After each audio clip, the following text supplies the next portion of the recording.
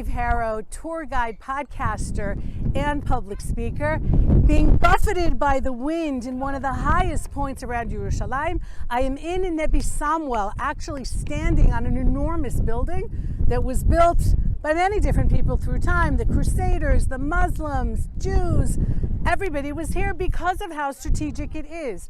So if you look behind me, we can see modern day Yerushalayim. Many of you might recognize the Calatrava Bridge at the entrance to Jerusalem from road number 1 leading up to Tel Aviv, the center of town, the hub of Yerushalayim, the Mount of Olives, always identifiable by the 3 tall towers from the Mount Scopus Hebrew University, the Augusta Victoria Hospital, the Mosque of the Church of the Ascension, and the old city below it. We can't see it from here.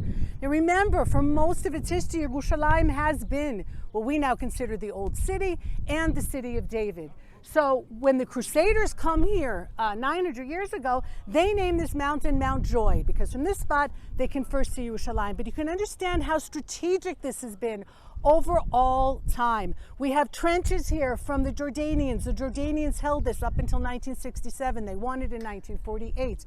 We have below us a village from the Hashmonaim. All right, little alleyways and little homes from the time period of the Maccabees. So we're talking about 2nd century BCE, and history from virtually every time period here. But when it comes to the Tanakh, and when it comes to the connection to the 3 weeks, it is not a clear identification. There's a few possibilities, but there are many people who feel this is mitzpeh. And what happens here? So Bayit Rishon, the destruction of Bayit Rishon, as told in the book of Yirmiyahu 41 and in Melachim Bet, in Kings 2, chapter 25, after the king is exiled, Tzidkiyahu is exiled, and Nebuchadnezzar has destroyed, we're talking minus 586, has destroyed the Beit HaMikdash. The leadership is exiled. Most of the people are left in place. And a man named Gedalia ben Achikam from the family of Shaphan, a family of scribes, a family who were very close. They were believers in Torah. They were very close to Yirmiyahu. Remember, a lot of people didn't listen to Yirmiyahu, didn't want to listen to his nivuah of the doom that was going to come. They didn't want to change their behavior. But the family of Shaphan did. So the Babylonians leave Gedalia in charge of this region of the Judeans, along with a garrison of Chaldean soldiers. And the place Judea starts to come back a little bit. He encourages people to plant. People come here and they come and they plant. And then what happens is Shfichut Damim. Remember, Bayit Rishon is destroyed for the 3 moral sins of behavior. Shfichut Damim, Avodah Zarah, and Gilui Arayot. And we're seeing here more Shfichut Damim. So coming from the north, and in the modern time that we have here, this is Ramallah. Way in the back, we can see Baal Chatzor, the enormous mountain where, according to tradition, Avraham Avinu is shown the lands. You're giving this to your children for time everlasting. Yehudah HaMaccabi, speaking of the Hashmonaim, is killed on that mountain that is near Ofra in the Shomron. And here you have, coming from the north, you have Ishmael ben Netanya, who is from the Shalshelet. He is from the family of Tzidkiyahu. And he says, what is this guy who's from a family of tribes ruling over the Judeans? It belongs to me. I'm from the royal family. And so they come here and they kill Gedalia. And they come from the north, they come and they kill Gedalia. And it is after that that the exile really begins. It is because of that internecine violence and hatred and shfichut damim, and spilling of blood, that then the exile really starts. Because the Judeans living here panic and they say, the Babylonians will be furious at us for killing the person that they left here as an administrator. We need to run away.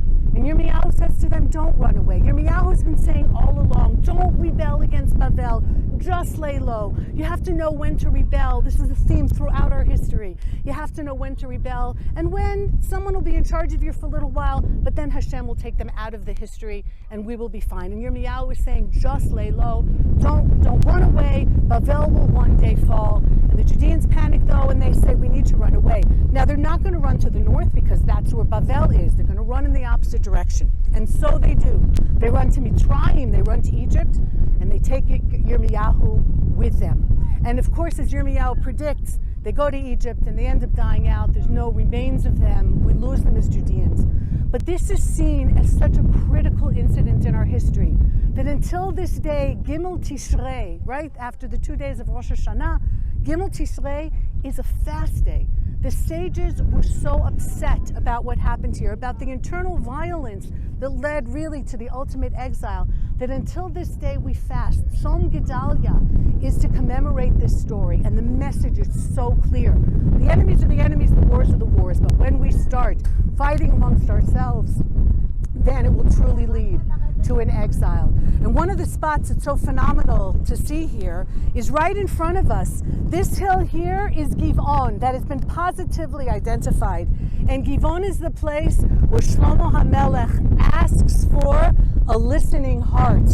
And he is given tremendous wisdom and tremendous wealth. And when we talk about leadership and the role that leadership plays, I think Shlomo HaMelech is a good example. He asked for, maybe in modern terms we would call it emotional intelligence, and he's given the ability to be a wise king in every single way. But even he at the end of his life ends up going wrong and thinking that he's smarter and he can overcome certain gzeirot that were given, not to have too many horses and not to have too many wives, etc. To be a leader of anyone, but especially to be a leader of the Jewish people, is an incredibly difficult role. The ultimate king is, of course, Hashem. We don't deify our human kings, and the Torah really goes out of its way to point out the flaws in our leaders, to make sure that we don't deify them. There is only one God.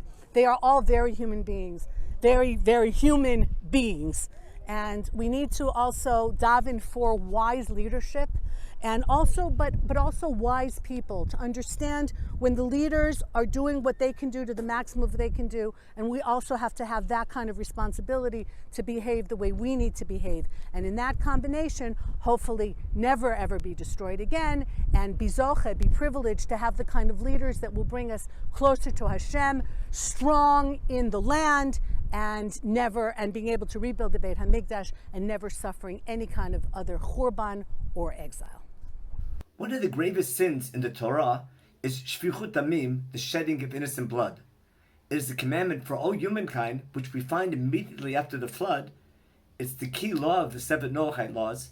Shofech dam ha'adam ba'adam, damo yishafech, ki b'tselem Elohim asat ha'adam. Someone who sheds the blood of a fellow human being is a transgression not only against his fellow man, it's a transgression against God, because every human being is created in God's image. But there's a connection between that law and one of the most important positive laws that the Jewish people have, and that is the settlement of the land of Israel and the building of the Beit HaMikdash. We learn in the end of Sefer Bamidbar, as a new generation is ready to enter the land, in Parshat Maseh, in the end of chapter 33, there's a famous commandment to conquer the land of Israel and settle it. V'orashtem b'ta'aretz v'yishavtem ba.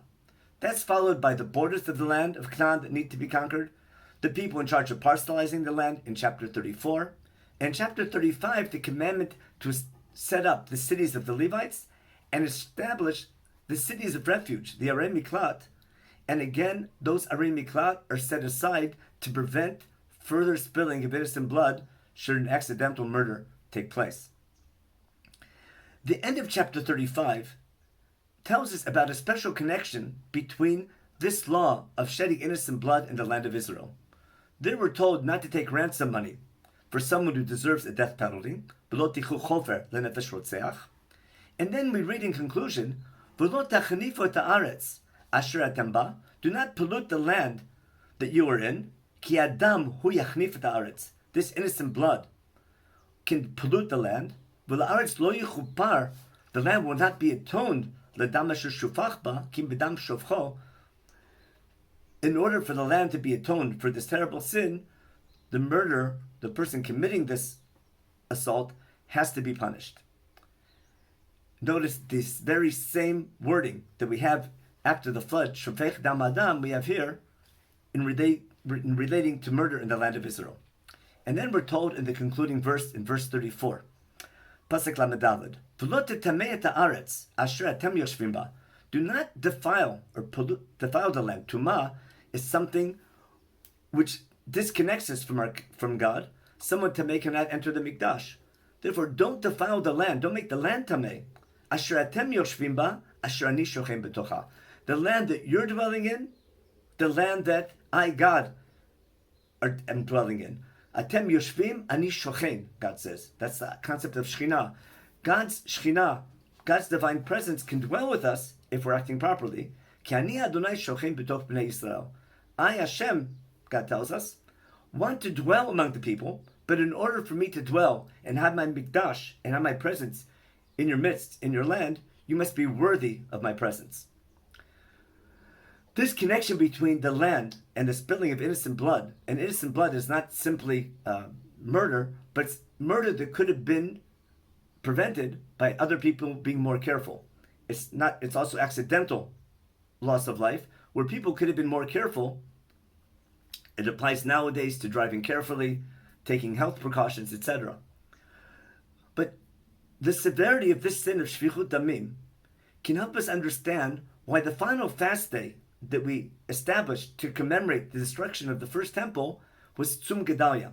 The events you saw in your Tiyul about the assassination of Gedalia by Yishmael ben Netanyah, a fellow Jew, actually someone of royal descent, who is probably rather jealous of the fact that Gedalia was appointed instead of himself, wants to get back to the point that he assassinates not only Gedalia but everyone with him, and puts the end to our presence in the land of Israel at the end of the first temple period.